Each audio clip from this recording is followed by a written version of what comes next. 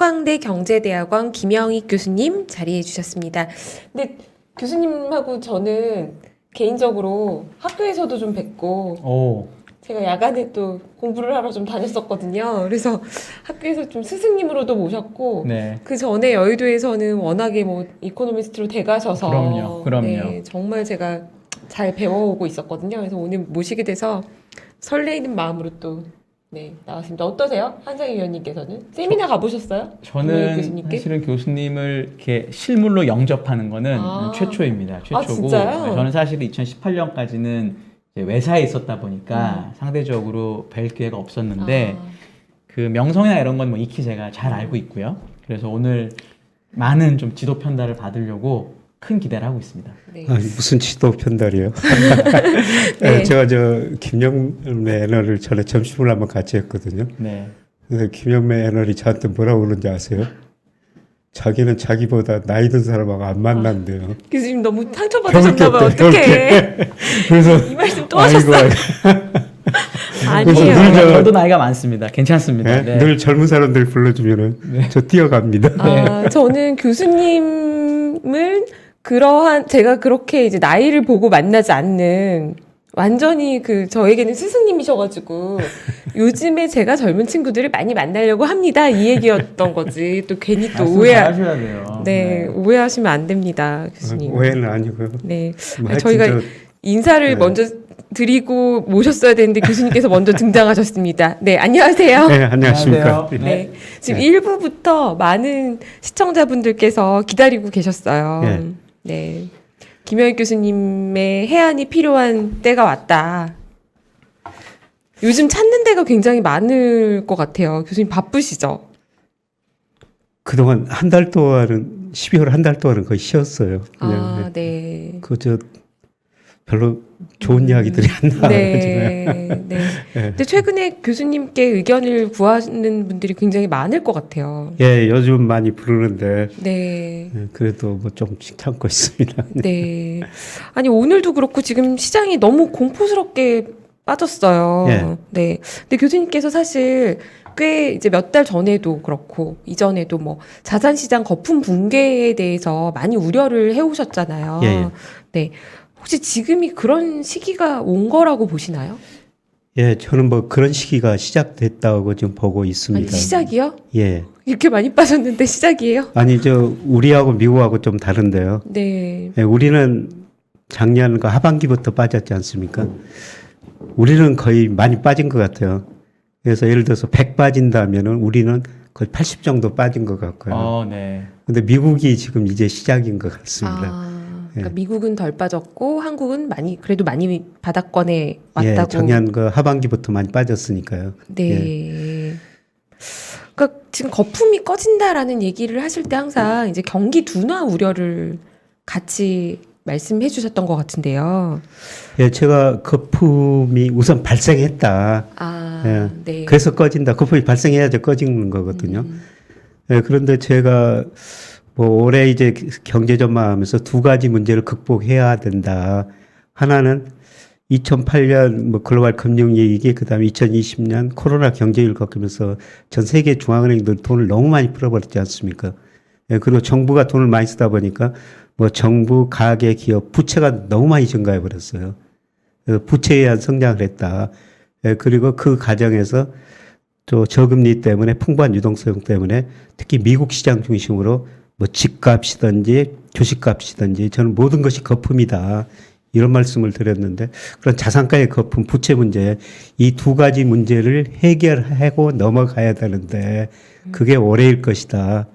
근데 그러면 그 트리거가 뭐였냐? 네. 인플레이션이라고 봤었거든요. 네. 인플레이션이 발생하니까 금리를 올릴 수밖에 없고 그다음에 금리 올리고 시차를 두고 경기가 둔화될 것이다.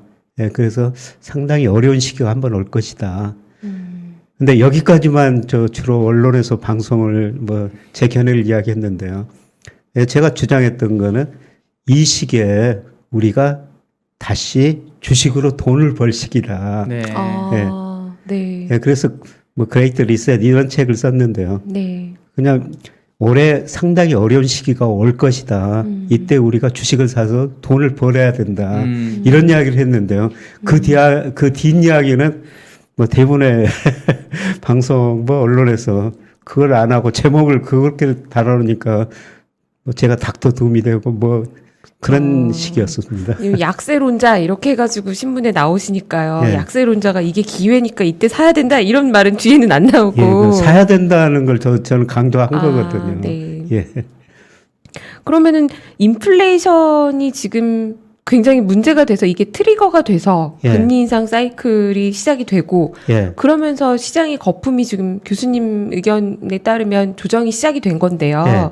그러면 지금부터 우리가 이게 사야 되는 기회가 되려면 예. 어떻게 이게 인플레이션이 일시적이라고 보시는 건가요? 아니면은 어떻게 해서 우리가 다시 사야 되는 기회라고 보시나요?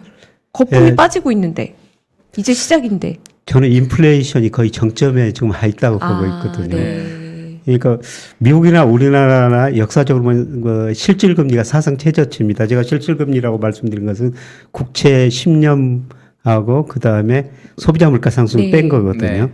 근데 미국은 지난 12월 달에 마이너스 5.6%, 우리도 마이너스 1.5%, 미국보다 우리는 훨씬 낮지만은, 그러면 실질금리는 장기적으로 플러스해야 되거든요. 네.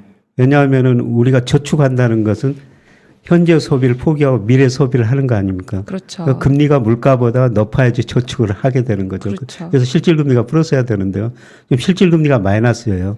그럼 실질금리가 플러스가 되려면은 금리가 오르든지, 그 다음에 물가 상승률이 떨어지든지. 네. 그래서 금리가 좀 오르고 있죠. 네.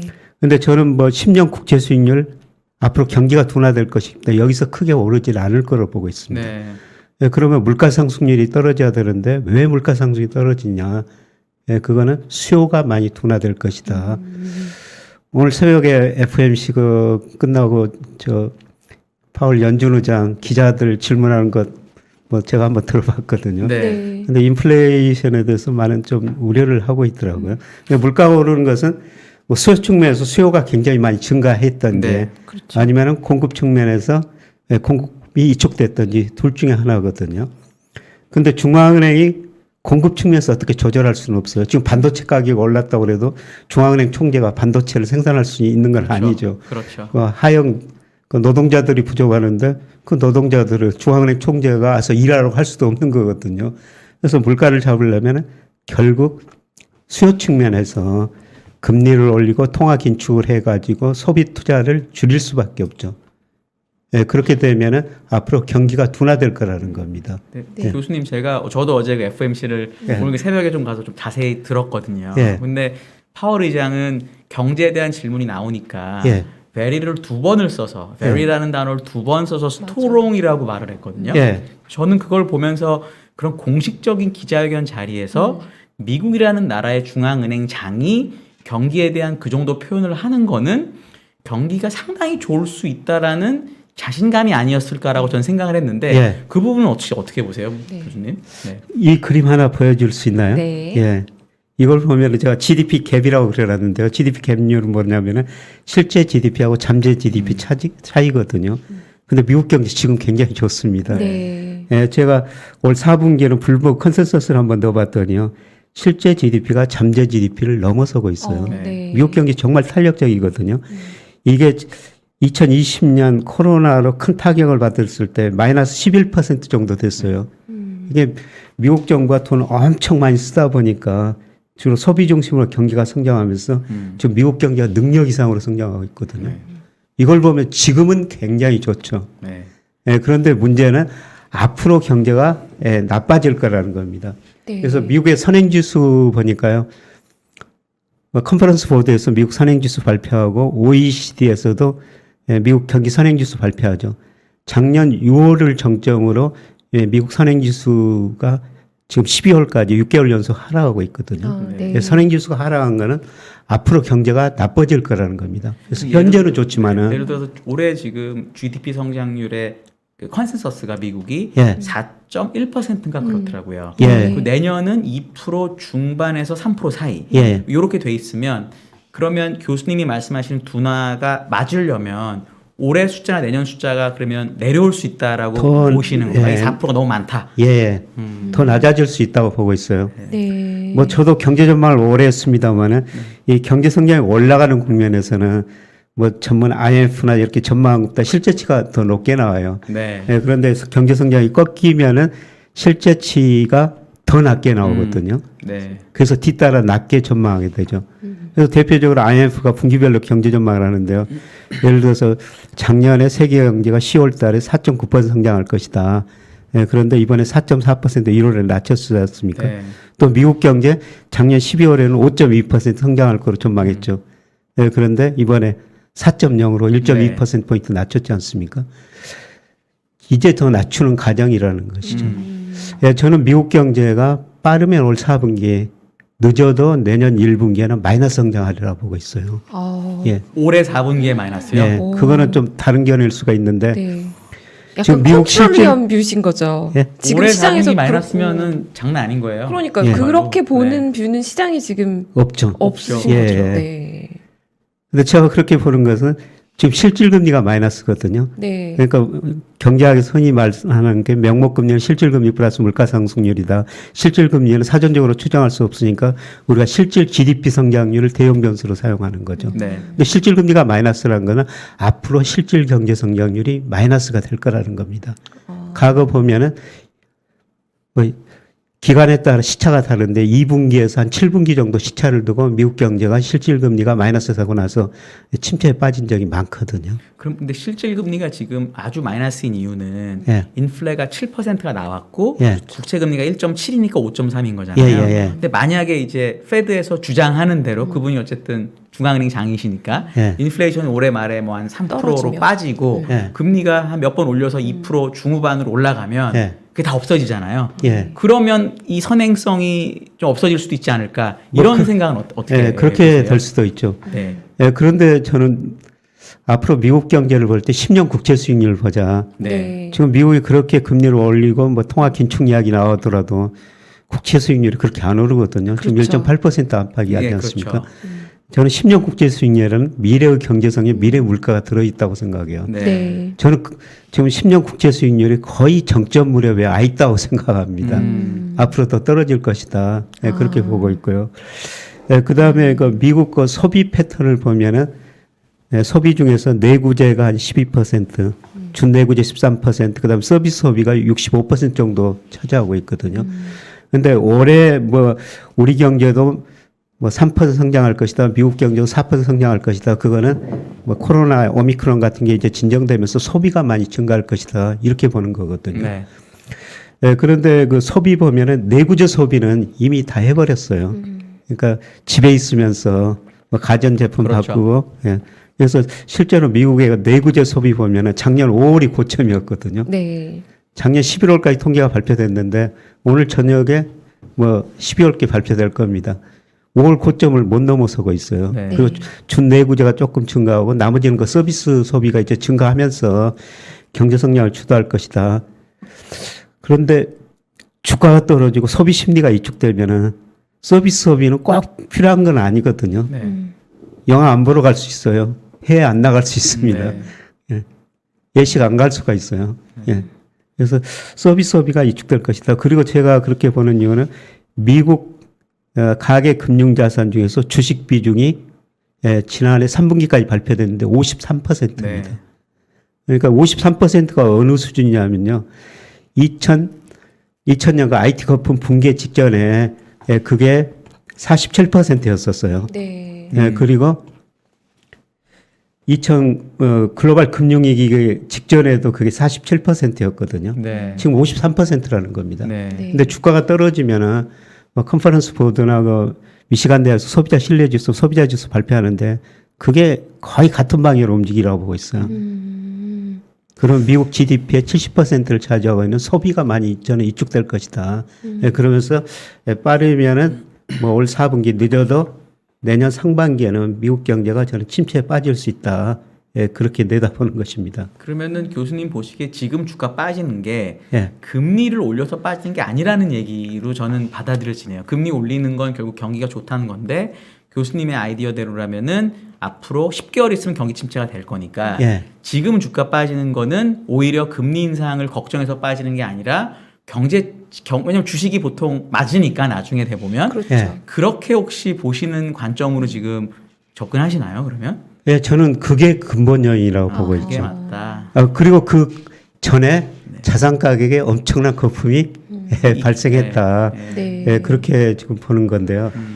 자산 가격의 거품이 어느 정도나 있다고 생각하시나요? 혹시 뭐 보여주실 만한 그 상대적으로 예. 어느 정도 고평가됐다고 봐야 될까요? 뭐 여러 가지 그림이 있는데요. 이거 하나만 네. 지금 말씀을 드리겠습니다. 네. 예, 제가 제 강의 자료를 갖다 보니까 이게 100페이지가 넘어가지고 좀 찾는데 아, 네. 좀 그러는데. 네. 예, 대표적으로 법비지수라고 그러죠. 근데 이제 시가총액을 어느 기준에 따라 달라요. S&P 500을 하느냐, 예, 다른데 이거는 미국 전체 주식시장 시가총액입니다. 네. 그래서 그 GDP 명목 GDP로 나눈 게요. 예, 작년 2분기에 331%였어요. 예, 이게 2000년 IT 거품 붕괴 직전에 210%였고요. 예, 그 다음에 2000년 이후로 높은 수준을 유지했으면 평균이 한 180%였거든요. 네. 역사상 최고치라는 겁니다.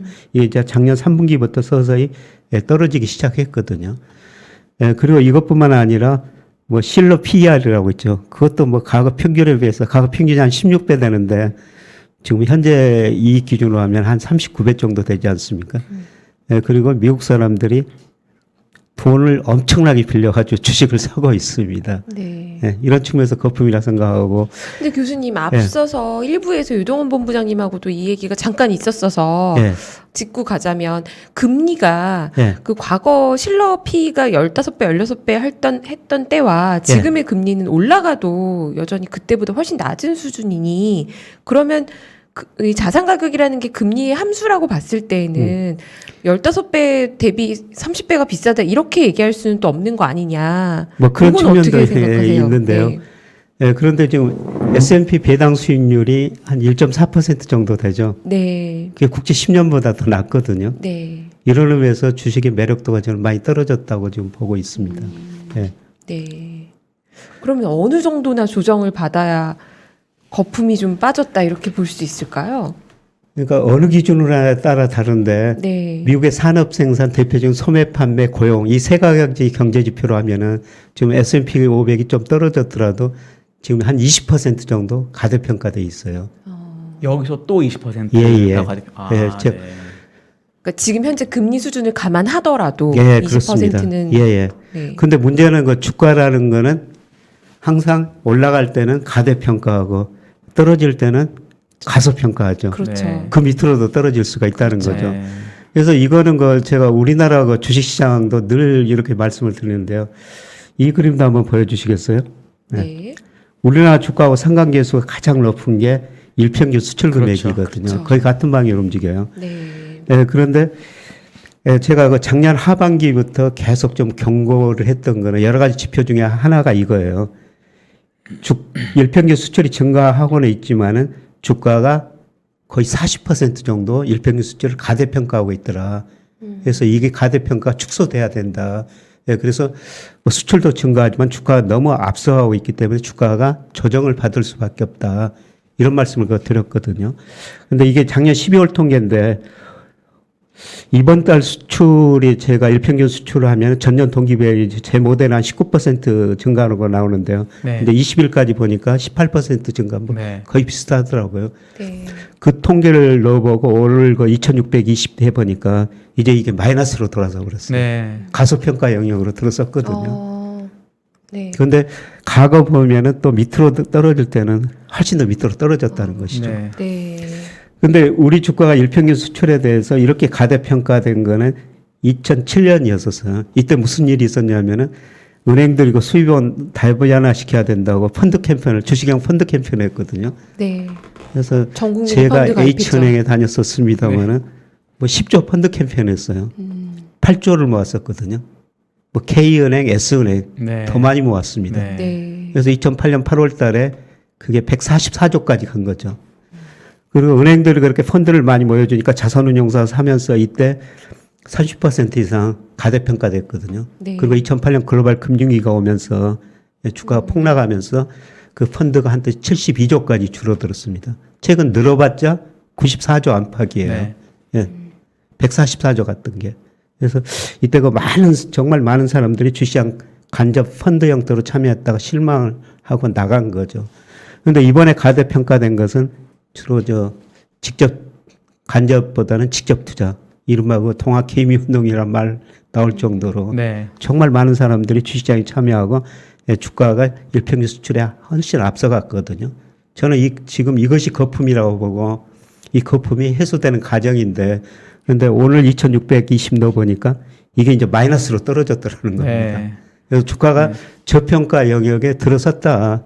그래서 저는 지금은 서서히 주식을 여기서 더 떨어질 여지가 있거든요. 네. 그래도 이제 가소평가 국면에 들어섰기 때문에 지금은 서서히 그 주식을 사야 된다. 한국에 한해서 지금 말씀하시는 예. 건가요? 근데 네. 우리나라는 이렇게 미리서 네. 떨어졌는데 네. 미국은 이제 떨어지기 시작했다는 네. 것이죠. 네. 그래서 미국도 제가 이런 식으로 평가해 보니까 적정 수준이 S&P 500 기준으로 한 3,800 정도 나오거든요. 지금 4,300 정도. 4,300 정도 됩니다. 예, 예. 3,800 정도. 예, 그 정도 나오는데 근데 문제는 뭐냐면은 이 떨어질 때는 적정 수준 밑으로 가버린다는 겁니다. 네. 오를 때는 적정 수준 2로 가고요. 그러니까 주가라는 것은 자산 가격이라는 것은 연착륙이라는 게 없거든요. 그러니까 오를 때는 서서히 천천히 많이 오르지만 떨어질 때는 요새처럼 무너지는 거죠. 그게 바로 경착륙입니다. 교수님, 한국은 저렇게 일평균 수출 금액하고 주가의 상관관계를 통해서 과대 과소평가를 판단한다면 예. 미국은 어떤 지표가 이제 보기 좋을까요? 미국은 저는 원래는 그 산업 생산 하나 가지고 평가했는데 네. 근데 요새 그 미국 경제 보면 참 이상합니다. 예, 작년 그 11월까지 미국의 무역수지 적자가 그 이전 3년보다 무려 43%나 늘었어요. 네. 그러니까 정부가 미국 가게한테 돈을 주니까 미국 가게가 소비를 많이 했죠. 그렇죠. 근데 그거를 미국에 생산한 것이 아니라 다른 사오는 나라에서 수입해서 메꾸고 있다는 거죠. 네.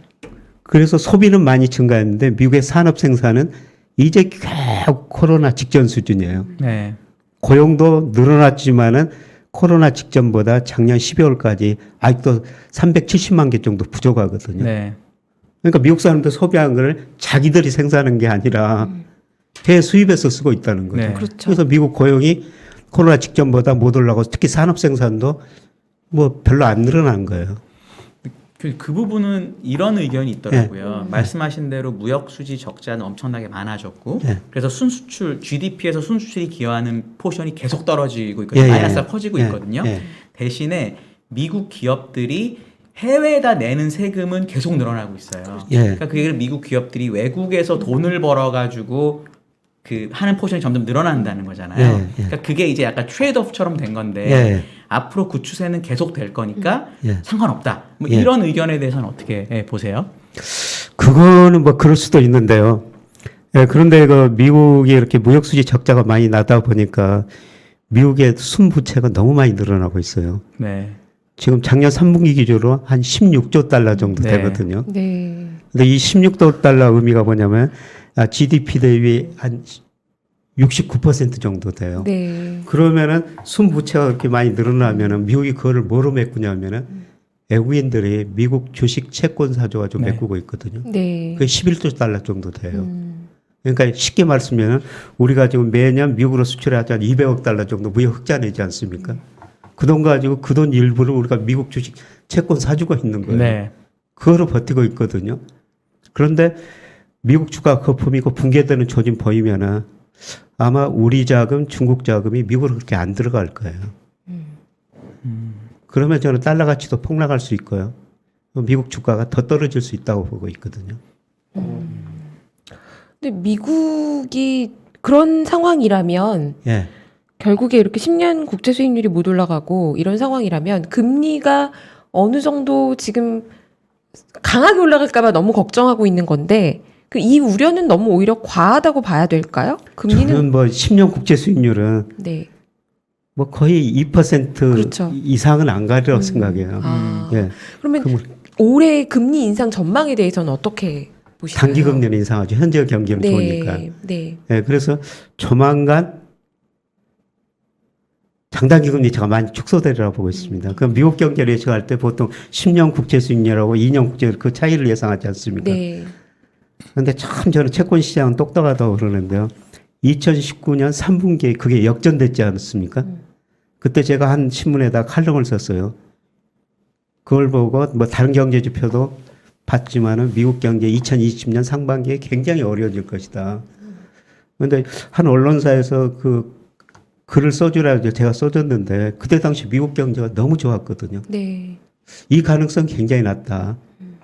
실어줄 수가 없다. 알아서 하라고 그러십시오. 알아서 하라고 그랬거든요. 근데 한참 지나고 나서 싫더라고요. 근데 우연히도 2020년 상반기에 코로나가 터져가지고 네. 그런 얘기가 왔거든요.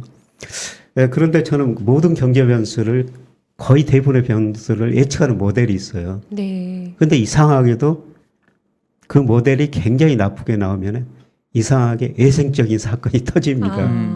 네. 예, 그거를 예를 들어 가지고 제가 뭐 언론에 이름이 많이 나오게 된 거는 9.11 테러 때문이었었죠.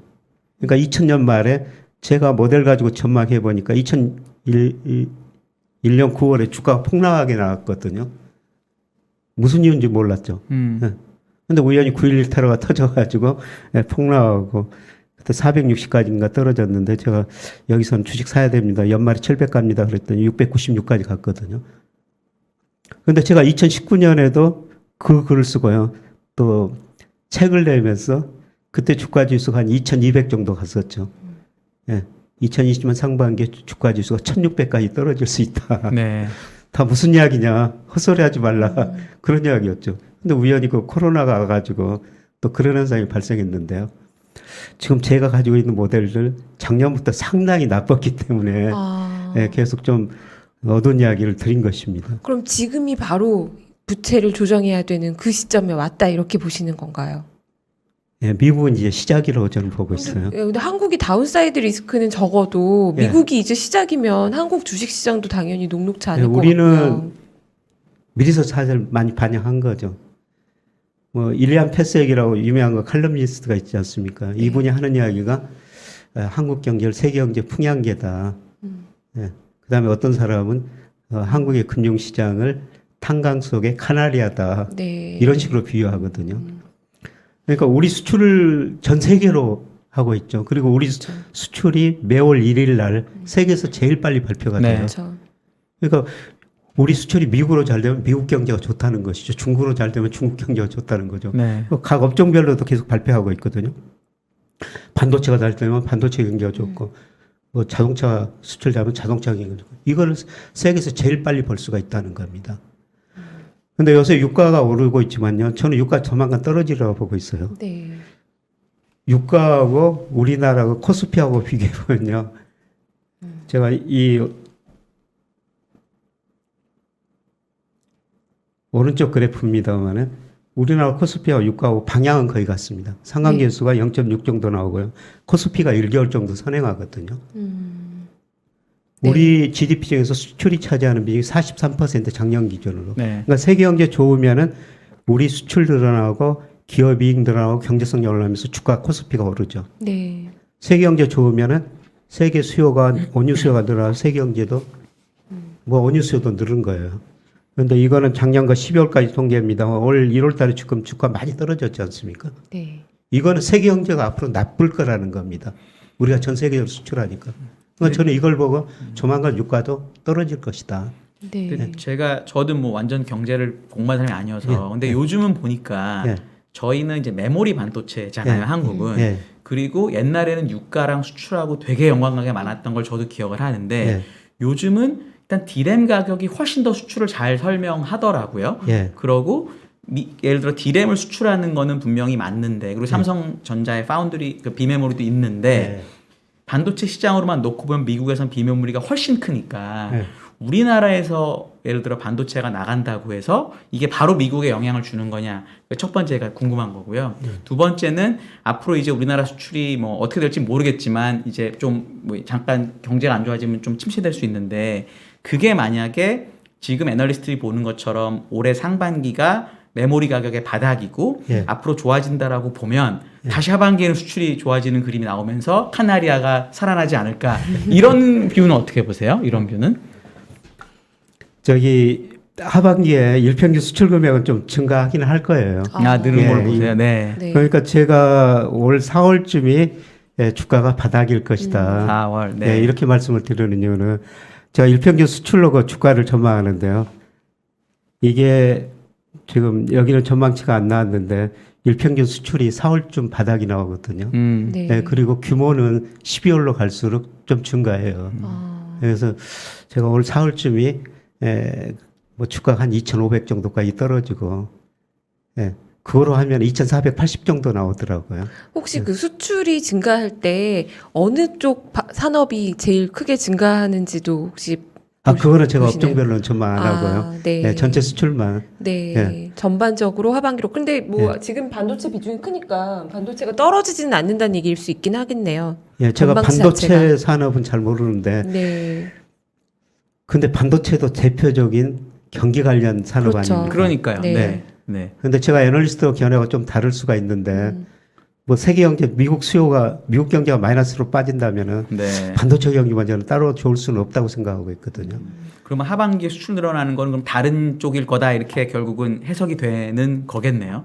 그거를 두 개를 이제 말씀하신 늘어나는 아니 이거는 제가 하반기에 수출 늘어나는 것은 계절성이에요. 그냥 계절성으로. 예, 계절성으로. 원래 그냥 계절성으로. 예, 그러니까 YOY로 늘어난다는 말씀이 아니시고요. IOI는 더 줄어들고. YOY는 줄고. 규모로만. 지금 여기서 제가 일평균 수출하고 주가하고 그러는 건 증가 IOI가 아니라 네. 일평균 수출 금액이거든요. 네. 그러니까 4월 달까지 금액으로는 줄어들고 그 다음에 금액으로 IOI는 계속 뭐 올 연말 가면 수출 증가율 마이너스가 나올 거예요. 그 증가율이 마이너스가 나와도 그래도 수출이 증가하면 규모. 수출 금액이 증가하면 주가 지수는 대체로 좀 상승하나요? 전년 그렇죠. 대비 예. 줄어들어도요? 규모가 수출 금액이 일평균 수출 금액이 증가하면 주가도 오르는 거죠. 네. 그런데 제가 여기서 말씀드린 것은 주가가 추세적인 상승이 아니라고요. 그런 말씀을 드리고 싶고요. 그러니까 작년에 3,300까지 올라갔는데 근데 연말까지 이것들이 증가한다고 그래도 주가가 한 2,900 정도 나오거든요.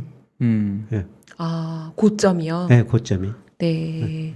그러면은 사실 미국 시장이 지금 아직 고평가돼 있다라고 말씀하셨는데 중요한 거는 미국이 언제 저점을 찍고 언제쯤에 거품이 걷어져서 다시 좀 좋아지는 그림으로 전환이 될지 그러지 않으면 한국은 말씀하신 것처럼 굉장히 이제 좁은 박스권에서 움직여야 되는 기간으로 봐야 되는 건죠. 우리 주가는 박스권이라고 보고 있고요. 네. 그래서 추세적인 상승은 좀 오래 기다려야 될 것 당분간은 같고요. 어렵다고 보시는 거고요. 네. 근데 우리가 이게 제가 그 주요국 주가 지수 미국 S&P 500 우리나라 코스피 그다음에 중국 상하이 종합 지수 니케이 1번 25인데요. 사실 그 지난 10년간 미국 주가가 많이 오르긴 올랐었어요. 네. 근데 2000년 IT 거품 붕괴되고요. 미국 주가가 제자리 넘어서기까지는 거의 11년이 걸렸어요. 이때 우리 주가가 미국 주가보다 상대적으로 나았고요. 이 중간에 중국 상하이 종합 주가 지수가 6,000까지 갔다가 한때 1,800까지 네. 떨어지는 이런 거품이 있었거든요. 네. 근데 저는 앞으로 10년은 미국 주가는 이런 모습이라고 보고 있습니다. IT 너무 버블 이후처럼 같은 예. 너무 분위기다. 무서워, 예. 너무 무서운데요? 그때보다 지금 제가 모든 지표를 보면은 아까 대표적으로 버핏 지수 한번 보여드렸습니다만 네. 그때보다 더 거품이 더 심각한 상태거든요. 근데 이제 그 저 때랑 비교하는 많은 그 주장과 연구가 있잖아요. 네. 근데 같은 데이터를 보고도 좀 다르게 말씀하시거나 또는 조금 다른 기준으로 말씀하시는 분들은 닷컴 버블 때보다는 네. 지금 주도하는 나스닥의 주도주들이 그래도 대체로 현금도 많고 재무 비율도 좋고 그리고 이익도 내고 있는 기업들이 많다. 이런 주장에 대해서는 어떻게 생각하시나요? 대표적으로 마이크로소프트가요. 네. 이게 닷컴 버블 붕괴되고 제자리 오는데 이때 그 좋은 회사도 10년 넘게 걸렸어요. 근데 그때보다 이익을 훨씬 많이 내고 있는 거는 또 이익은 많이 내고 있지만은 그만큼 거품이라는 거죠. 얼마 전에 그 파이낸셜 타임즈 일면 머리끝에 애플이 그 시가총액이 2조 달러 넘었다고 보도가 됐더라고요. 네. 그 2조 달러면 우리 GDP하고 똑같은 규모거든요. 그쵸. 그래서 한 기업이 어떻게 우리 GDP, 우리 삼성전자 시가총액의 6배, 7배가 될 수 있을까? 저는 그게 거품이라고 생각하고 있거든요. 그때 마이크로소프트가 오랫동안 기었던 거는 사실이고 그리고 나서 이제 그 다음에 올랐는데 예.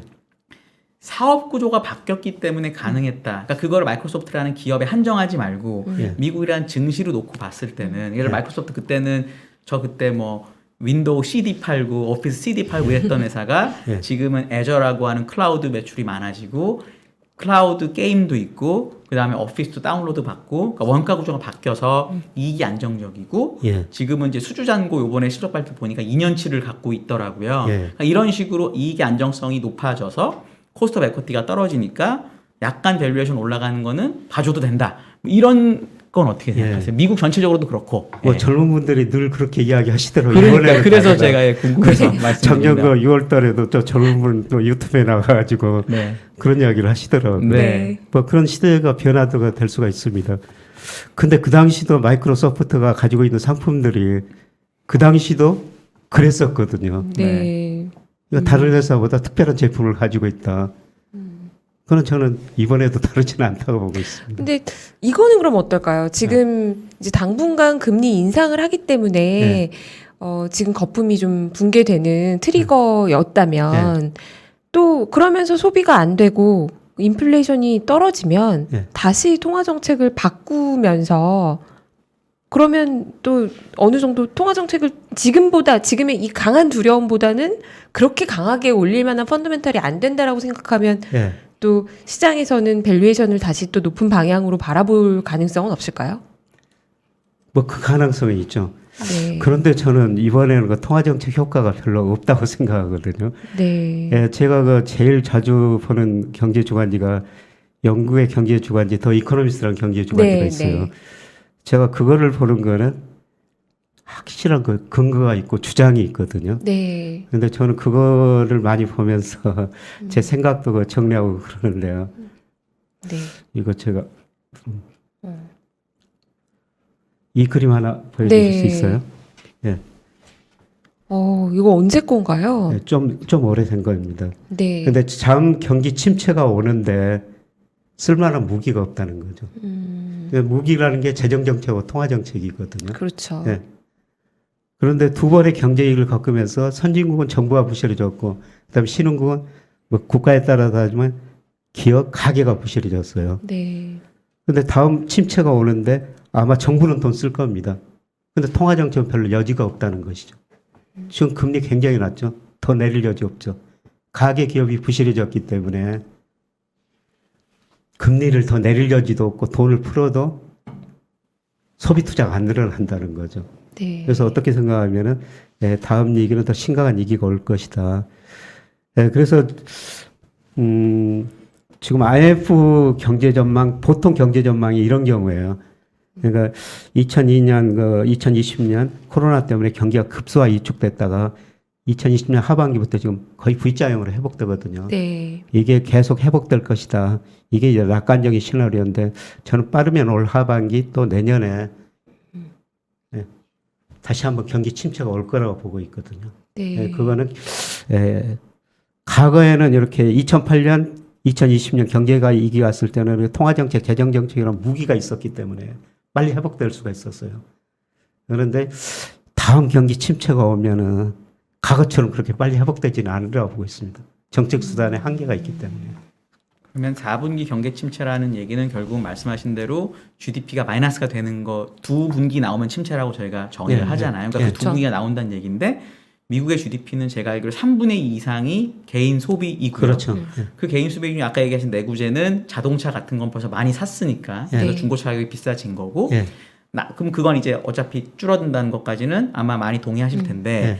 그럼 나머지 서비스 소비가 줄어든다는 부분이 아까 얘기하신 이유 말고 뭔가 좀 뭐랄까 특별한 뭐가 특징적인 뭐가 있을까요? 예를 들어 우리가 주식 투자를 하는데 서비스 소비가 정말 줄 것 같다라고 하는 뭐랄까 선행 지표 같은 거 이런 건 혹시 뭘로 보세요, 교수님은? 그러니까 선행지표 같은 거는 제가 미국 경제 볼 때 아까 선행지수, OECD, 그건 이제 그냥 그런 컨퍼런스 선행 보드. 지수이긴 한데 예. 예를 들어 뭐 뭐 예를 들어 뭐 임금 상승률이 떨어지면 그렇다든지 예. 또는 뭐 저축률이 떨어지면 그렇다든지 뭐 여러 가지가 있잖아요. 뭐 예. 실업률 뭐 이런 부분 중에서 좀 하나의 그러니까 뭐 이런 것도 있잖아요. 실업률 더하기 물가 상승률 한 게 뭐 비참한 지수라고 그래가지고 높아지 뭐 이런 여러 가지가 예. 있는데 그 중에 혹시 뭐 특별히 뭐 보시는 게 있으시면은 저는 네. 장단기금리 저 많이 봐요. 장단기금 아. 아까 얘기하신 그거 예, 장단기금. 그걸 네. 가지고 예, 예. 네, 시장이 가장 정직하니까. 예, 그렇습니다. 네. 그래서 참 제가 보니까 채권 시장이 똑똑하더라고요. 네. 과거에가 장단기금자가 역전되거나 뭐 그러면은 예외 없이 경기 침체가 왔었고요. 장단기금자 축소되면은 경제 성장 둔화됐어요. 그리고 아까 말씀드린 실질금리. 지금 실질금리가 마이너스라는 것은 앞으로 미국 경제 성장이 많이 낮아질 것이다. 이걸 시사하는 거죠. 근데 최근에 그러니까 물론 이제 고용 활동 참가율 자체가 옛날 같지 않은데 그래도 어쨌거나 임금 상승률은 꽤 세게 나오고 예. 그것 때문에 또 인플레이션 원자재 가격이 내려가도 인플레이션이 안 잡힌다라는 우려도 있잖아요. 예. 그러면 그건 어떻게 보시나요? 진짜 우울한 전망으로 봐야 되는 건가요? 미국 사람들 참 일을 안 하더라고요. 네. 그러니까 미국의 고용률이 2008년 이전에 한 67% 정도 됐거든요. 네. 그런데 최근 뭐 고용이 많이 늘어났다고 그래도 61%밖에 안 네. 돼요. 물론 인구 고령화 때문에도 그렇지만은 참 미국 사람들이 일을 안 하구나. 며칠 전에 한 경제신문 보니까 일면 머리 기사로 미국 사람들이 일 안 하고 놀고 싶어 하고 회사 다녀봤자 성취감도 없고 네. 그래서 적당하게 덜 소비하고 그냥 놀겠다. 그래서 미국 고용률이 왜 저는 61%밖에 안 될까 늘 궁금하거든요. 네. 그거는 혹시 이런 이유가 있지 않았을까요? 미국 저축률이 원래 한 7, 8% 가다가 예, 보조금 받아서 25% 찍었다가 예, 예. 지금 다시 10%가 됐어요. 10% 살짝 예, 아래인가? 예, 예. 그리고 정부의 민간 보조금을 GDP로 나누면 그게 거의 0.몇 %로 가다가 코로나 때 왕창 올랐다가 예. 지금 천천히 떨어지고 있거든요. 그러면 예. 개인적인 입장에서 예. 그동안에는 정부가 준 돈을 받아서 은행에 넣어서 살살 빼먹다가 예. 지금 딱 보니까 보조금도 없을 것 같고 저축도 이제 지금 많이 떨어졌고 예. 이러면 다시 일하러 가봐야지 라고 생각하는 흐름은 어떻게 안 나올 수 없을까요? 그런 흐름이 저도 나오리라고 결국 소비하고 살려면은 소득이 있어야 되거든요. 그렇죠. 결국 일하러 나가려고 생각되는데 네. 일하러 나가야 소비를 하죠. 예. 네. 그렇게 되면은 임금이 많이 오를 수가 없죠. 일하러 나가는 사람들이 많아지면 임금 상승. 근데 최근에 그 파이낸셜 타임즈에서 또 재밌는 보도를 했던데 네. 미국 그 선박 그 뭡니까 항구 하역장에 네. 사람이 거의 없다고. 사람이 네. 부족하더래요. 못 내린다면서요. 그래서 네. 독일 같은 데는 안 그런데요. 그럼 왜 그러냐? 고용이 굉장히 불안정하기 때문이라는 겁니다. 그걸 앞으로 기계 로봇이 해줄 거라는 거죠. 내가 가서 일하다가도 조만간 그 잘릴 것이다. 근데 독일 같은 데는 고용이 굉장히 안정적이지 않습니까? 네. 그래서 독일 같은 데는 그런 문제가 없는데 미국은 그런 문제가 발생한다는 거죠. 저는 미국 경제를 보면서 참 이렇게 탄력적인 나라가 있을 수 있을까. 그러니까 2008년 글로벌 금융위기고 일자리가 한 2,300만 개, 한 10년에 걸쳐서 늘었지 않습니까? 네. 그런데 2020년 코로나를 거치면서 3, 4월 두 달 만에 일자리가 2,300만 개 줄어들어 버리거든요. 정말 미국 경제는 탄력적입니다. 네. 그거는 거꾸로 주가가 떨어지고 소비가 심리가 위축되면 금방 소비가 줄어들 수도 있다는 거죠. 네.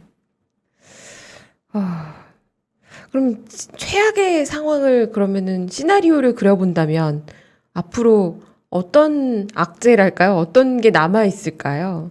그러니까 가장 큰 악재가 이제 경기 침체죠. 네. 근데 그게 얼마나 심각하게 오느냐. 네, 그건데요. 근데 뭐 저는 정책 수단이 과거보다는 훨씬 더 제한적이기 때문에 좀 더 오래 갈 수가 있다. 그러니까 근데 지금- 미국의 경기 순환을 보면요. 네. 그 NBER의 전미 경제연구소 미국 경기 순환을 발표하지 않습니까? 네. 경기 침체가요. 이번에서는 작년 3, 4월 달 2개월이었어요. 네. 역사적으로 경기 수축 국면이 2개월인 적은 없었거든요. 아주 짧았다는 말씀이시죠? 너무 예, 예. 짧았죠. 아주 네. 짧았다. 네. 그게 정책의 힘이었었죠. 가감한 재정 정책, 특히 뭐 통화 정책. 근데 그 정책 수단이 한계에 도달했다는 거죠. 그런데 예를 들어 이건 좀 너무 좀 미세하지만 이렇게 시기를 좀 궁금해하실 것 같아서 지금 미국의 장단기 금리 차가 80bp 정도 되더라고요. 예. 그러면 교수님 말씀이 맞다고 치면 미국의 연준에서 금리를 3번 올리면 이제 2년물 금리는 만나죠. 75bp가 올라가고 예. 대신 장기 금리는 안 오른다고 생각하시니까 예. 그러면 장단기 금리 차가 거의 없어지잖아요. 예. 그럼 금리를 3번 앞으로 올려야 되니까 그럼 그 시그널은 3월, 뭐 6월, 9월 뭐 이쯤에 그런 시그널이 나오고 예. 경기 침체가 올 건데 예. 그럼 주식은 그거보다 훨씬 먼저 반영을 해야 되겠네요. 만약에 이 시나리오대로라면은. 예. 네. 그래서 우리 주가는 한 4월이 저점일 것 같고요. 네. 뭐 미국 주가도 그 무렵이 저점이라고 보는데 아, 문제는 5개월은 빨리. 네. 예, 올라가는 속도가 굉장히 지루할 것이다. 네. 네. 그러니까 상당히 오랫동안 조정 국면일 것이다. 이렇게 지금 내다보고 있는 것이죠. 네. 그러면 지금 사실 이제 미국 주식에 투자하시는 시청자분들도 많으시고 한국 분들도 지금 미국 투자 굉장히 많이 늘리셨잖아요. 네. 그러면 교수님 보시기에 지금이라도 미국 주식은 좀 줄여야 되는 상황으로 보시나요? 저는 작년부터 올해부터는 미국 비중 좀 축소시키십시오. 네. 그러니까 제가 한 연기금 자문위원을 하고 있는데요. 네. 작년에 미국 주식 투자해가지고 27%를 벌었어요. 아, 네. 그거는 뭐 미국 주가도 많이 올랐지만은 달러 네. 가치가 그렇죠. 또 올랐기 때문에 그렇게 그렇죠. 수익률이 높았죠. 그래서 그 연금 보니까 최근 그 3년간 연평균 수익률이 11%입니다. 근데 최근 10년간 평균 6%예요. 그럼 무슨 의미예요? 앞으로 3년간은 수익률이 굉장히 낮을 것이다. 네. 이렇게 상상해 볼 수가 있는 것이죠. 네. 그럼 지금은 약간 대피했다가 현금을 좀 마련해 놓고 예. 저점이 오면 그때 보자. 그러면 저점에서 다시 반등으로 방향 전환을 하려면 네. 뭐 어떤 시그널이 나와야 이게 진짜 저점이다라고 볼 수 있을까요? 그 많이 떨어진 게 좋은 시그널이죠. 많이 그러니까 떨어졌을 지금 때. 아까 제가 일평균 수출하고 우리 주가하고 그 보여드렸습니다만은 이미 이제 가소평가 국면에 들어섰거든요. 네. 거기서 더 떨어지면은 저는 지금 사면은 손에 가지고 있으면 안 버리라고 보고 네. 손에 안 버리라고 보고 있습니다. 근데 시간이 좀 오래 걸릴 거라는 거죠. 한국 주식은 사실 이미 빠졌으니까 뭐 네. 저점이 임박했으니 네. 오히려 더 사는 게 맞는데 네. 이제 미국 주식은 미국 주식은 좀 더 좀 더 빠져야 된다. 좀더 이렇게 빠져야 보신다는 거죠. 그래서 아까 20% 정도는 가대평가됐다 이런 말씀을 네. 드렸습니다. 중국에 대해서도 또 오늘 지금 계속 미국 얘기와 한국 얘기를 좀 많이 했는데 중국에 대해서도 경기에 대한 우려를 많이 해오셨어요. 네. 그게 또 한국에 미칠 영향에 대해서도 많이 말씀하셨고요. 네. 중국에 대해서는 어떻게 보시나요? 이미 작년에 많이 중국 시장이 조정을 받아서 그리고 경제 성장률에 대한 전망도 좀 다들 보수적으로 보고 있기 때문에 뭐 생각보다 덜 나쁜 거 아니냐 아니면 또는 중국 주식은 사야 된다라는 의견도 꽤 많은 것 같아요. 최근에요. 어떻게 저는 생각하세요? 중국 주식 비중을 좀 올리는 거는 괜찮다고 보고 있습니다. 아, 네. 네, 저는 중국 경제가 투자에서 소비 중심으로 성장 구조가 변하는 과정에서 진통이라고 보고 있거든요. 네, 사실 그 2008년 미국에서 글로벌 금융위기 미국 중심으로 세계 경제 마이너스 성장, 2009년에 마이너스 성장했지 않습니까? 네. 중국은 2009년에 9%, 2010년에 10% 성장한 거예요. 근데 그 내용을 보면 투자가 엄청 증가해가지고 가행 투자 발생했거든요. 그렇죠. 그게 지금 해소되는 과정이라는 겁니다. 그래서 투자 비중이 줄어든 과정에서 성장률이 좀 많이 떨어지고 지금 소비가 충분히 보충을 못하고 있죠. 네. 네, 그런데 중기적으로 보면 투자 비중 계속 줄어들고 소비 비중은 상대적으로 늘어나리라고 보고 있습니다. 그러면서 중국 경제가 저는 앞으로 뭐 4 내지 5% 성장하리라고 보고 있거든요. 네. 그런데 경제가 고성장할 때는 돈이 실물로 가요. 근데 우리가 IMF 경제위기 겪으면서 구조적으로 성장률이 4%대로 낮아졌죠. 네. 그러면서 구조 조정했다, 질적 성장 바뀌었다, 그러면서 자산 가격이 한 단계 더 하겠지 않습니까? 네. 저는 중국이 지금 그런 단계라고 생각하고 있어요. 그러니까 지금 저 해외 유명 투자 기관들이 중국 투자를 계속 늘리고 있거든요. 네. 뭐 작년 12월에 올별론 사상 최고치다. 그다음 올 1월 중순까지도 보니까 외국계 자금이 중국으로 굉장히 많이 들어오고 있더라고요. 이건 뭐 저는 스마트머니라고 한마디로 표현할 수가 있는데요. 네. 뭐 돈이 보이기 때문에 지금 그 골드만삭스, JP 모간 이런 회사들이 지금 중국 들어가고 있는 거죠. 네. 중국은 부동산 가격이 먼저 하락했어요. 예. 그리고 요걸로 인해서 사실 디벨로퍼들 헝다 사태나 이런 것들이 계속 있고 아직도 끝나지 않은 진행형이라고 걱정을 많이 하시는 분들도 계신데요. 중국의 이 부동산 가격 하락이 중국 경제에 미치는 영향은 앞으로 어떻게 생각하시나요? 그러니까 중국이 투자 중심으로 성장하는 과정에서 기업 부채가 세계에서 제일 높은 나라니까 그쵸. 그게 주로 부동산 관련 업체들이죠. 네. 구조조정을 해야 된다고 생각하고 있어요. 근데 구조조정이 얼마나 심각하게 빨리 진행되는가. 근데 우리는 사실 구조조정을 IMF 처방에 따라 그대로 할 수밖에 없었고 굉장히 빨리 구조조정을 했거든요. 그런데 중국은 이미 몇 년 전부터 서서히 좀 구조조정 해오고 있죠. 구조조정 과정이라고 보고 있습니다. 예, 그래서 급격한 저는 경착륙은 아니라고 생각하고 있어요.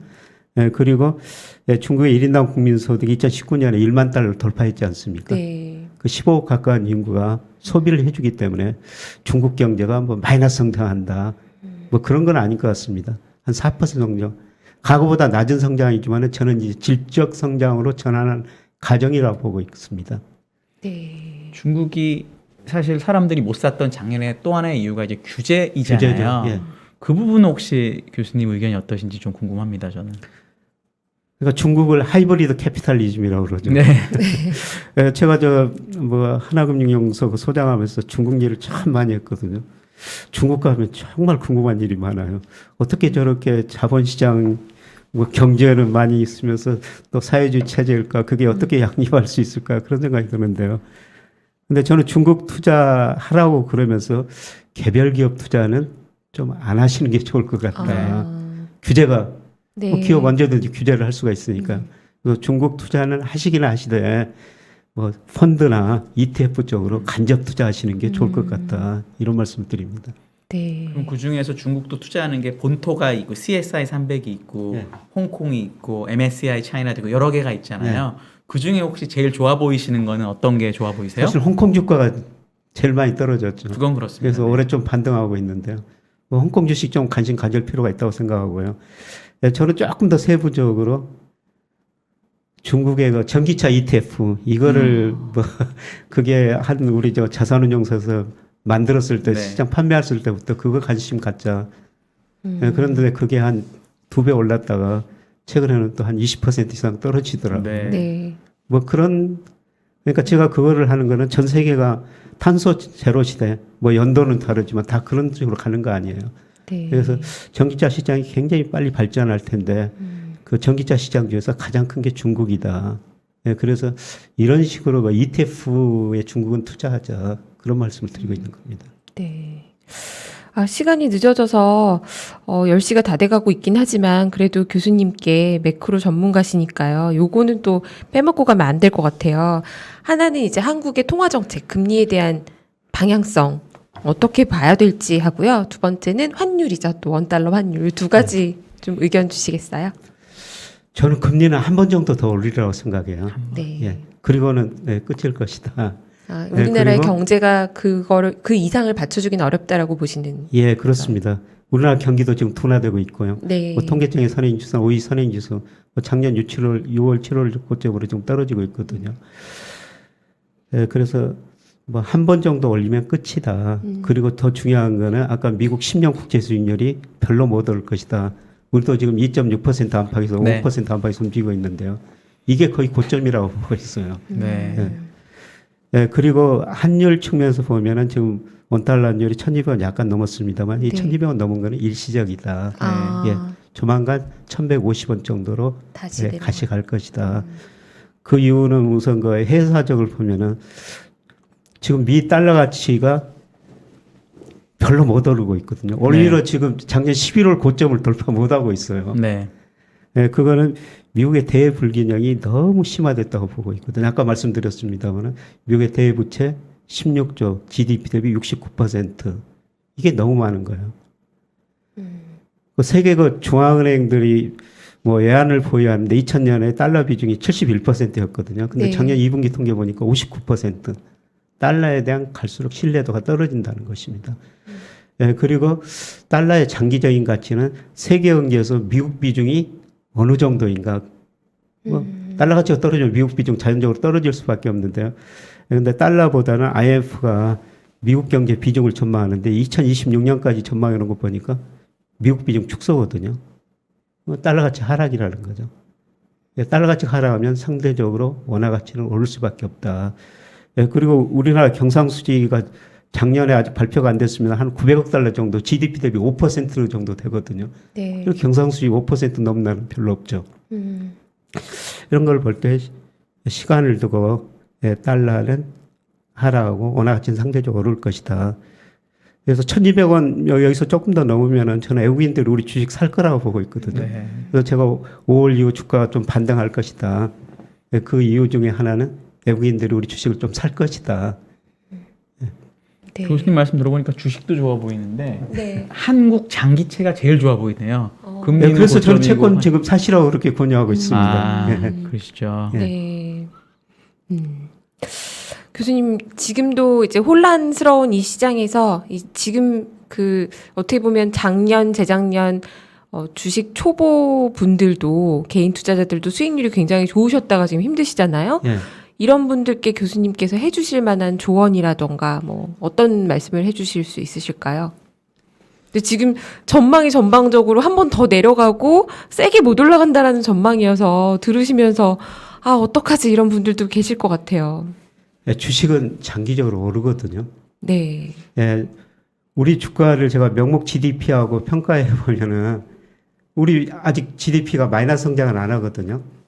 이 그립 보시면은 제가 우리나라 명목 GDP로 추정한 적정 주가 지수의 팔간선이 실제 주가는 이 올라갔다 가대평가됐다 가소평가됐다. 네. 작년까지 가대평가됐어요. 근데 올해 지금 2,629면 가소평가 국면으로 들었었거든요. 이럴 때는 그냥 주식 사가지고 기다리면 된다는 것이죠. 네, 그런데 좀 기대 수익률을 낮췄으면 좋겠어요. 제가 우리 명목 잠재 성장률 추정해 보니까 3%입니다. 그럼 코스피 기대 수익률은 4 내지 5%거든요. 네, 네. 3%의 인플레이션 정도 감안한 거. 예, 그렇습니다. 4 내지 5%예요. 그럼 4 내지 5% 가지고 무슨 주식 투자를 하느냐. 네. 이렇게 생각하실 분도 있는데 저금리금리를 한번 생각해 보자는 거죠. 지금 조금 금리가 올랐습니다만 저는 금리 상승 일시적이라고 보고 있거든요. 네. 다시 떨어질 거라고 보고 있습니다. 은행에 예금하면 1%인데 지금 4 내지 5% 배당을 주는 회사들도 많이 있거든요. 네. 저도 그런 주식 주가가 올라가든지 떨어지든지 그냥 그 주식 가지고 배당받고 있어요.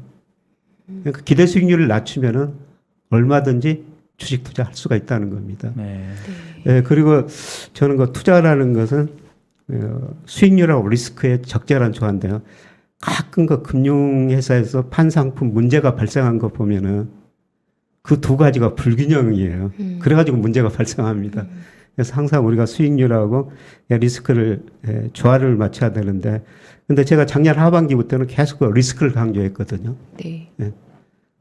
좀 현금 리스크를 강조했다는 게 현금 보유 좀 늘리십시오. 네. 그런데 지금은 제가 가지고 있는 모든 경제 변수에서 주가 가소평가 영역으로 들었으니까 지금은 서서히 수익률을 기대하셔도 좋은데 단지 우리 경제가 구조적으로 저성장 국면에 들어섰으니까 저금리 국면에 들어섰으니까 기대 수익률 좀 낮추시고 주식 투자하면은 마음이 참 편합니다. 이런 말씀을 드리고 싶습니다.